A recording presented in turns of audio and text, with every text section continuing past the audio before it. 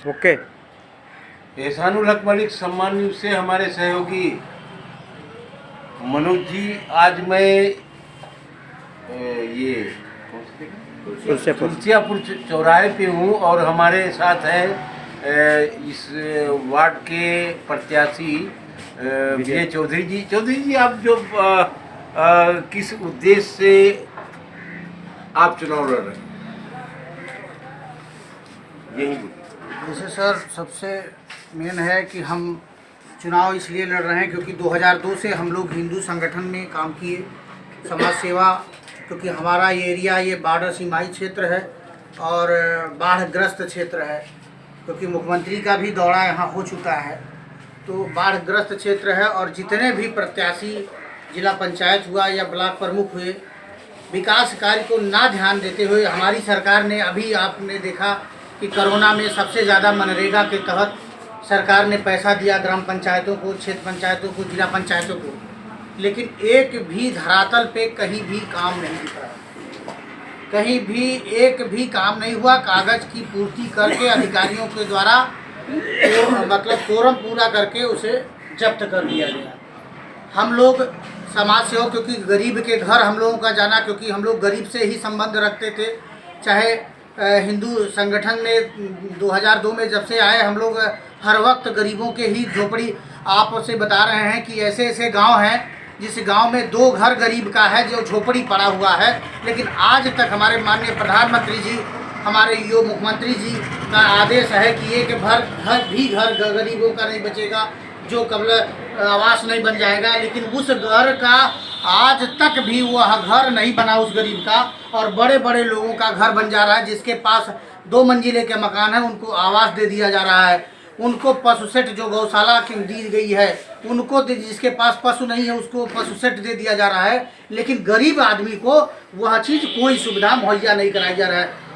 खंड विकास अधिकारी और जिले के अधिकारी, हाई कमान प्रशासनिक अधिकारियों के द्वारा भ्रष्टाचार एकदम चरम पर है। इसलिए हम लोगों ने, क्योंकि समाज सेवा हम लोग कर रहे थे, हम लोग जेल यात्रा भी सपा सरकार में किए हैं, हम लोग मुख्यमंत्री जी के साथ भी हिंदू गवानी ब्लॉक अध्यक्ष रहे, जिला उपाध्यक्ष भी थे, हम लोग समाज सेवा करते ही चले आए। हम लोगों का मेन मतलब है कि कब अगर हम लोग अगर पद पा गए समाज में, हम लोग जिले में अगर बैठे असेंबली में, तो यह तो रहेगा कि नेताओं से कुछ जो अपने लिए आएगा वो अपने भाइयों में बांट के उन वितरण करके उनके दुख को सॉल्व करेंगे, और कुछ अगर जो अधिकारी आ रहा है भ्रष्टाचार चरम पर है, तो अधिकारी जिले में हम लोग बॉडी में बैठेंगे, तो प्रशासनिक अधिकारियों को अवगत करा के ज़्यादा से ज़्यादा, देखिए सर, 1-1 करोड़ की टंकियां बनी है वाटर सप्लाई। हमारे माननीय मुख्यमंत्री जी, माननीय प्रधानमंत्री जी कहते हैं कि जल, स्वच्छ जल पीने के लिए सारी व्यवस्थाएं की जा रही है, लेकिन कम से कम इसी बगल में आप हमसे ना पूछें, क्योंकि हम प्रत्याशी हैं, तो इसलिए भाई सब लोग कहेंगे कि कबला ये अपना बात रखते होंगे, लेकिन आप किसी भी गांव में जाके वाटर टंकी बने हुई हैं करोड़ों के, लेकिन गरीब के घर पानी टोटी की, खाली टोटी तो लगा दी गई है, लेकिन पानी, एक बूंद पानी नहीं आती। क्या सरकारी नल भी सरकार ने बंद कर दिया कि हैंडपाइप जो लगाए जा रहे थे पानी शुद्ध पीने के लिए, वह भी आपके यहीं बगल में प्राथमिक स्वास्थ्य केंद्र भुतहिया के नाम से अहिरौला अटैच है, 1 करोड़ का मकान है, मकान में कोई डॉक्टर बैठने के लिए नहीं तैयार है, एकदम जर्जर हुआ है, गिरने के लिए, छत कब गिर जाए, अभी जल्दी से जल्दी बना हुआ भवन है।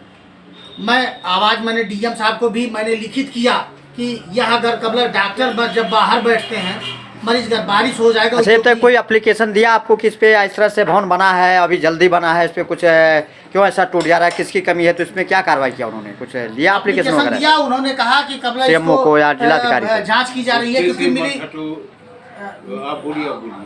मिली भगत, ठीक है, मिली भगत से अधिकारियों को वो लोग अपना, जैसे सब लोग खाए होते हैं, क्योंकि हैंडओवर किया जाता है, तो ब्लॉक विकास खंड का अधिकारी से और जिले के अधिकारी भी उसमें हिस्सा पाते हैं, इसलिए सारे कोरम कागज आपके, हम बढ़नी ब्लॉक में 75 लाख रुपया आया था टाइल्स लगने के लिए। एक यहीं का स्वास्थ्य विभाग का कर्मचारी, करौती का जो स्वास्थ्य विभाग में वह कर्मचारी है, उसी को सीएमओ ने टेंडर देकर 75 लाख का टाइल्स नहीं लगाया गया, उसका पेमेंट, आधा पेमेंट तो कर दिया गया था, आधा पेमेंट में हम लोगों ने जब लड़ाई लड़ा तो वह आधा पेमेंट अभी पड़ा हुआ है। लेकिन स्वास्थ्य विभाग आपका प्राथमिक स्वास्थ्य केंद्र बढ़नी का स्थिति आप देख लीजिएगा कि वह दयनीय स्थिति है कि कबल उसमें ना टाइल्स, आधा टाइल्स लगा हुआ है और आधा टाइल्स का वैसे पैसा पड़ा हुआ है। वो ज़बरदस्ती मतलब नेताओं के द्वारा वो ज़बरदस्ती पेमेंट कराने के लिए अब भी लगा हुआ है। डॉक्टर को हटवा दिया गया, 2 डॉक्टरों को हटा दिया गया कि दस्तखत करके अब मुझे पैसा पेमेंट करवाइए और काम हम लोग नहीं करा पाएंगे। तो ऐसे भ्रष्टाचार के नाते हम लोग कोशिश यही करते हैं कि कबलगर समाज में हम लोग असेंबली में बैठेंगे ज़िले के, तो हम लोग ज़िले के बॉडी में बैठने के लिए आवाज़ उठाएंगे लोगों को और सबसे कोशिश करेंगे कि कबल जो भी समस्याएं हैं ज़्यादा से ज़्यादा दूर किया जाए। गांव से लेकर जिला पंचायत की जो भी हैं, क्षेत्र पंचायत की सारी समस्याओं को अवगत कराने के लिए यही मेरी सोच है, यही मेरा उद्देश्य है। और इन्हीं के साथ मैं वार्ड नंबर 7 में जिला पंचायत सदस्य के लिए मैंने पर्चा खरीदा है। चौधरी साहब, एक बात हमें बताइए कि आपको पता है कि उत्तर प्रदेश में बैकवर्ड की, आप कुर्मी समाज से आते हैं, बैकवर्ड की कितनी जातियाँ हैं? जी जी जी कितनी जातियाँ? सर जैसे काउंटिंग तो नहीं है, लेकिन जातियाँ तो अब पूरा जाति जाते बैकवर्ड में कुछ हमारे बैकवर्ड के ही बैकवर्ड में नहीं, कुछ नहीं, वो बात वो गवर्नमेंट ऑफ इंडिया का है। जी जी 79 जातियाँ ओबीसी की है। जी जी हम लोग 80% कम से 85% हम लोग। आप जब 85% की बात करते हैं जी जी तो पार्लियामेंट में बैठ करके यही ओबीसी के एमपी और दलित के विधायक जो है वो आरक्षण को समाप्त करा रहे हैं। इस बारे में आप क्या कहेंगे? देखिए सर, आरक्षण समाप्त तो हो जाए तो बहुत ठीक नहीं है, क्योंकि आरक्षण जब समाप्त हो जाएगा तो कुछ गरीब, देखिए आरक्षण को जिसको मिलना चाहिए आरक्षण रहे, लेकिन जो जिस जाति में आरक्षण है वह उस गरीब को मिलना चाहिए, क्योंकि आरक्षण का लाभ करोड़पति और कोठी वाले लेते हैं। आरक्षण का लाभ उस गरीब को जिसके लिए सरकार ने, बाबा साहब भीमराव अम्बेडकर जी ने और सभी हमारे संभ्रांत महापुरुषों ने बनाया है, उस आरक्षण का लाभ वह गरीब व्यक्ति नहीं पाता है और वह आरक्षण का लाभ बड़े लोग पाते हैं। इसलिए हम आरक्षण को ख़त्म ना करते हुए उस पर प्रशासनिक एक नकेल रहे कि कबल बड़े लोग ना, छोटे जो गरीब तबके के लोग हैं उनको आरक्षण की लाभ दिलाई जाए। उससे समाज आगे बढ़ेगा और छोटे वर्ग जो आज भी बेचारे उसी में पड़े हैं, लोग कहते हैं कि बिस्लरी बोतल पीते हैं, कोई कहाँ गरीब है, लेकिन गरीब तो बहुत लोग हैं, लेकिन गरीब को कोई देखे तो गांव में जाएगा तब गरीब को देख पाएगा, क्योंकि बाहर चौराहे पे और बाहर से ही बैट ले लिया जाता है। कुछ हमारे मीडिया या पत्रकार द्वारा हमारे भाई हैं, सब लोगों को नहीं कहते हैं, लेकिन कुछ लोग जैसे गांव में जब जाएंगे तभी पता चलेगा कि गरीब नमक रोटी खाता है या दाल भात चावल तीनों खाता है। गरीबी कितनी स्थिति खराब है। हम लोग क्योंकि बाढ़ से लेकर हर आधी रात पछिला हम लोग, ये नहीं कि चुनाव लड़ रहे हैं तो आज कर रहे हैं, हम लोग हर वक्त किसी भी व्यक्ति से पूछ लीजिएगा किसी गांव में तो विजय चौधरी को 10, 20, 50 लोग हम लोगों को जानते हैं। तो कोई लाई भूजा से लेके जो भी सरकार आपदा होता है, हम लोग अपने यही कोरोना आई, हम लोग 36,000 वाले बात करिए दूसरे मुद्दे पर जो मैं रिजर्वेशन जी जी जी आप चाहते हैं कि जो गरीब है उन्हीं को आरक्षण का लाभ मिले। आरक्षण का लाभ हाँ, तो आपको ये बता दूं कि शेड्यूल कास्ट का जो रिजर्वेशन है वो कितना है, आपको पता है? शेड्यूल कास्ट का ये जैसे सर हम लोगों का पिछड़ी का तो 27% है और इसका 50% है। 22%? हाँ 22% है। आपको ये बता दें कि जो शेड्यूल कास्ट का रिजर्वेशन है उसमें क्रीमी लेयर लागू है, लेकिन ओबीसी का जो 27% आरक्षण है उसमें क्रीमी लेयर नहीं लागू। दूसरा सवाल इसी के साथ 60 में बता दीजिएगा कि आप गरीबी का पैमाना कैसे नापेंगे? कचहरी तहसील में 100 रुपया दे करके उस सारे पैमाने को बदल दिया जाता है, तो गरीब और अमीर को कैसे डिवाइड करेंगे जबकि तहसील सबको 60% मनाने के तैयार? सर सबसे मेन है कि आपकी बात हम मानते हैं कि कबल गरीबी का पैमाना, लेकिन अगर सर जैसे सरकार है आज माननीय मुख्यमंत्री जी का सरकार है, योगी जी का, और सारे कर्मचारियों को, सभी कर्मचारी हमारे सरकारी जो विभाग के कर्मचारी हैं सभी लोगों को इतना मनोबल बढ़ा दिया गया है कि वह कबल जो कहें वही सही है। तो अधिकारी कभी भी गरीब का, क्योंकि गरीब के पास पैसा नहीं है देने के लिए, गरीब इतना असहाय है कि वो नहीं दे सकता, इसलिए गरीब गरीब ही रह जाता है। बड़े लोग पैसा देकर गरीब भी बन जाते हैं और वह धनी भी रहते हैं, दोनों कैटेगरी में वह हर वक्त। चौधरी साहब, आपसे आखिरी सवाल है, इस देश में सबसे बड़ी पॉपुलेशन बैकवर्ड, 1931 की जनगणना के आधार पर 1990 में 52% मानते हुए अगर अब जनगणना हो जाएगी तो 60% से ऊपर ओबीसी चला जाएगा। तो राष्ट्रपति से लेकर चपरासी तक किसको होना चाहिए?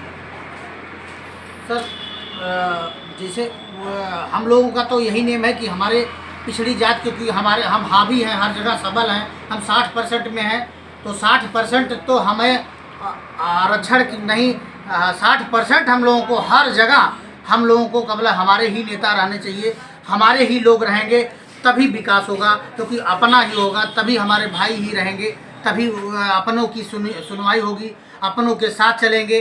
क्योंकि बड़े लोग जो आज 3% 4% हैं वो हर जगह बैठे हुए हैं, लेकिन हमारा छोटा तबका, छोटे वर्ग का लोग कहीं भी नहीं है, इसलिए हम लोग हर वक्त बैठे। चौधरी साहब, एक आखिरी सवाल है कि आपको जानते हैं राष्ट्रपति से लेकर के चपरासी तक के ही ओबीसी को होना चाहिए, तो एक क्या आप धर्म को महत्व देते हैं या रोजी रोटी को महत्व देंगे?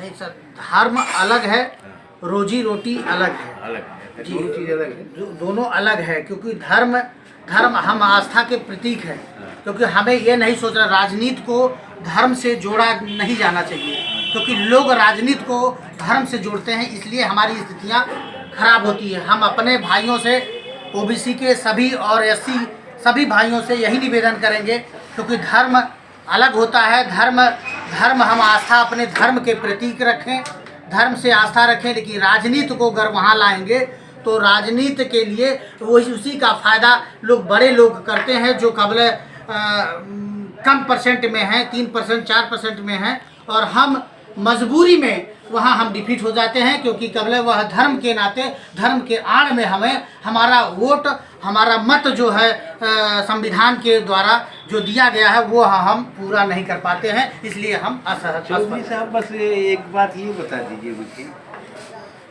अभी आप हिंदू वाहिनी का तमाम तरह की बातें आपने की, थोड़ा तो धर्म से जोड़ने की बात की।